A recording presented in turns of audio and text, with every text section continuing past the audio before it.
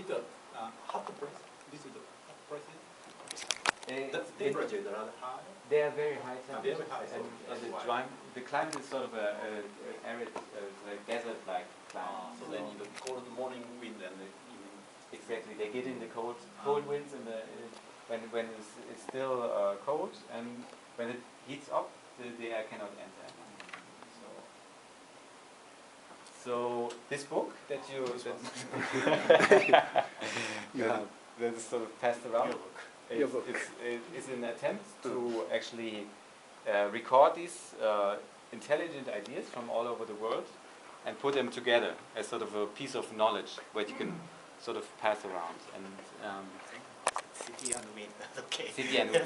That's proven. That's proven.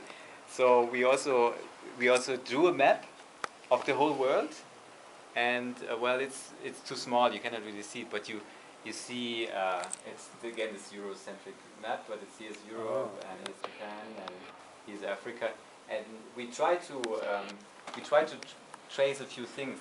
First of all, how the wind sort of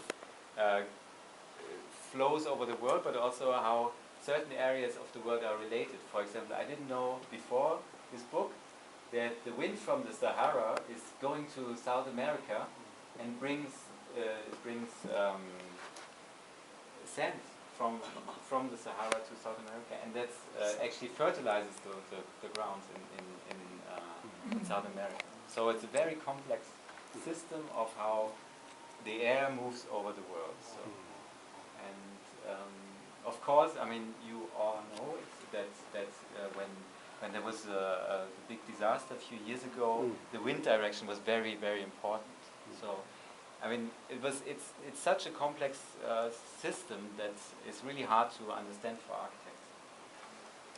I just go a little bit into the history of it, because wind, for example, in the Netherlands, wind used to be a very decisive power, because of course all the ships would be wind powered, all the windmills would be wind powered. So actually the Netherlands became sort of such a big worldwide power only because of the wind, you could say.